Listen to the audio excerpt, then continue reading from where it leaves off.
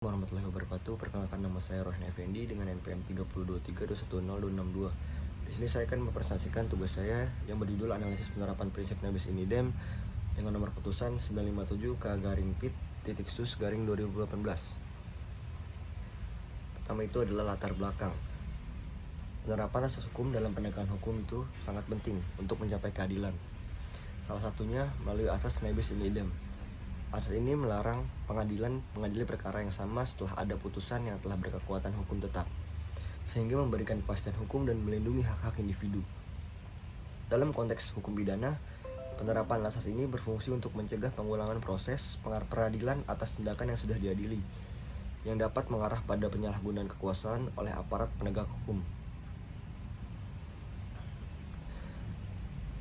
Makalah ini menganalisis putusan nomor 957K-Pit-Sus-2018 yang menunjukkan adanya pelanggaran asas Nebis in idem ketika penuntut umum mengajukan banding setelah putusan sebelumnya telah dieksekusi. Dokumen berita acara pelaksanaan putusan BA 17 menunjukkan bahwa status terdakwa telah berubah menjadi terpidana, sehingga seharusnya tidak ada lagi upaya hukum yang dapat diajukan. Pengabaian terhadap asas ini tidak hanya merugikan individu, tetapi juga menciptakan presiden buruk bagi integritas sistem hukum. Oleh karena itu, penting untuk memastikan bahwa setiap keputusan pengadilan mempertimbangkan semua aspek hukum dan bukti baru yang relevan guna menjaga keadilan dan kepercayaan masyarakat terhadap sistem peradilan. Selanjutnya itu adalah rumusan masalah. Di sini apakah putusan nomor 957K-Pit-Sus-2018 melanggar asas Nebis in idem?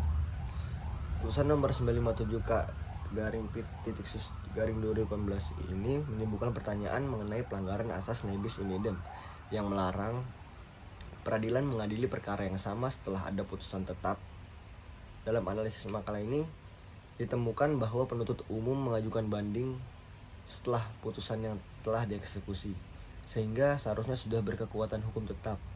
Dokumen berita acara pelaksanaan putusan BA 17 menunjukkan bahwa status terdakwa telah berubah menjadi terpidana yang seharusnya menjadi pertimbangan sebelum mengajukan banding. Ini langkah hukum apa yang bisa diambil terkait dengan putusan yang dihasilkan. Nah, di sini pengabaian terhadap asas ini menciptakan presiden buruk bagi integrasi sistem hukum dan merugikan hak individu. Terkait langkah hukum yang bisa diambil, terpidana memiliki hak untuk mengajukan peninjauan kembali berdasarkan bukti baru atau kesalahan dalam putusan sebelumnya.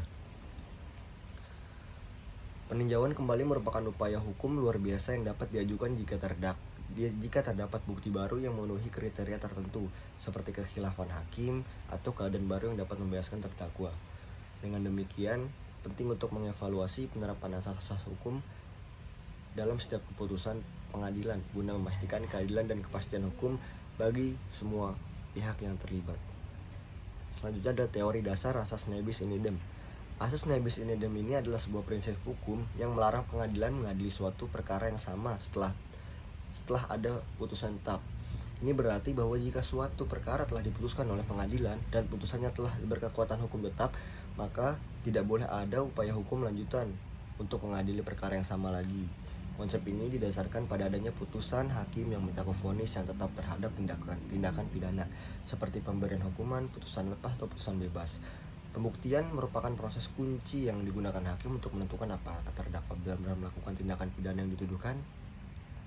Dengan demikian, asas Nebis in idem ini berfungsi untuk melindungi individu dari pengadilan berulang-ulang atas perkara yang sama, memberikan kepastian hukum bagi terdakwa, dan mencegah penyalahgunaan kewenangan oleh aparat penegak hukum. Penerapan asas ini sangat penting dalam sistem peradilan pidana untuk menciptakan keadilan dan kepastian hukum yang lebih luas bagi setiap individu dalam masyarakat.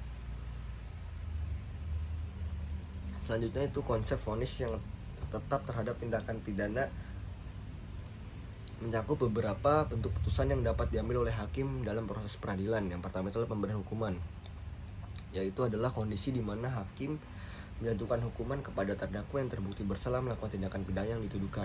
Yang kedua itu adalah putusan lepas, yaitu di mana hakim menyatakan bahwa berdasarkan bukti yang ada, tindakan yang dituduhkan bukanlah tindakan pidana atau terdakwa tidak dapat dikenai pertanggungjawaban pidana. Ketiga adalah putusan bebas, yaitu terjadi jika bukti yang diajukan tidak mencukupi untuk membuktikan kesalahan terdakwa sehingga hakim memutuskan untuk membebaskan terdakwa dari tuduhan. Penerapan asas nebis in idem ini sangat penting dalam konteks ini karena prinsip terhadap lindungi individu dari peradilan berulang atas perkara yang sama setelah putusan telah berkekuatan hukum tetap. Dengan demikian, setiap bentuk putusan ini berkontribusi pada kepastian hukum dan keadilan dalam sistem peradilan pidana, mencegah penyalahgunaan kekuasaan oleh aparat penegak hukum, dan melindungi hak-hak individu. Selanjutnya adalah analisis putusan nomor 5 garing PIT garing 2018 garing PT.MND, yaitu kejanggalan hukum dan penerapan asas nebis in idem. Putusan nomor 5 garing PIT garing PT garing PT.MND dari Pengadilan Tinggi Manado menunjukkan adanya kejanggalan hukum yang serius terkait pelanggaran asas nebis in idem ini. Kasus ini bermula ketika Kejaksaan Negeri Manado yang menerbitkan BA 17 pada 15 Desember 2017 yang menandakan putusan telah berkekuatan hukum tetap berdasarkan putusan nomor 522 garing PIT.SUS garing 2017 garing PN.MND. Namun 4 hari kemudian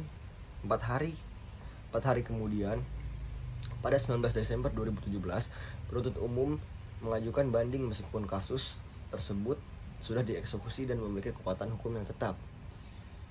Tindakan ini melanggar asas nebis in idem yang diatur dalam pasal 76 ayat 1 KUHP dan surat edaran Mahkamah Agung nomor 3 tahun 2002, di mana seseorang tidak boleh diadili lebih dari sekali untuk perkara yang sama. Dalam kasus ini, semua syarat penerapan asas nebis in idem ini telah terpenuhi. Putusannya telah berkekuatan hukum tetap, subsubjek hukum yang sama, dan perbuatan yang dituntut identik dengan yang telah diputus sebelumnya. Kejanggalan prosedural ini tidak hanya mencederai kepastian hukum, tetapi juga berpotensi merusak kepercayaan masyarakat terhadap sistem peradilan, sehingga diperlukan evaluasi mendalam terhadap proses hukum untuk memastikan penegakan keadilan yang konsisten dan dapat dipertanggungjawabkan. Selanjutnya melihat secara teoritis tentang upaya hukum peninjauan kembali dan mengkaitkannya dengan kasus yang sedang dibahas. Terlihat adanya kekhilafan hakim yang signifikan di setiap tahap persidangan, baik pada tingkat pertama maupun kasasi. Kekhilafan tersebut mencakup yang pertama adalah kesalahan hakim dalam putusan Pengadilan Negeri Manado yang tidak sesuai dengan ketentuan pasal 197 ayat 1 huruf H KUHP. Kedua adalah incorrectnya kasus ini ditandai dengan dikeluarnya BA 17 oleh Kejaksaan Negeri Manado pada 15 Desember 2017 yang menunjukkan pelaksanaan putusan hakim di tingkat pertama. Selanjutnya pengajuan banding tanpa dasar hukum setelah eksekusi putusan hakim di tingkat pertama dengan mengabaikan eksistensi BA 17 tertanggal 15 Desember 2017. Selanjutnya kesalahan hakim pada tingkat banding yang tidak memperhatikan incorrectnya kasus ini dari BA 17 yang dikeluarkan pada 15 Desember 2017 dan tidak memperbaiki kesalahan fatal putusan pada tingkat pertama.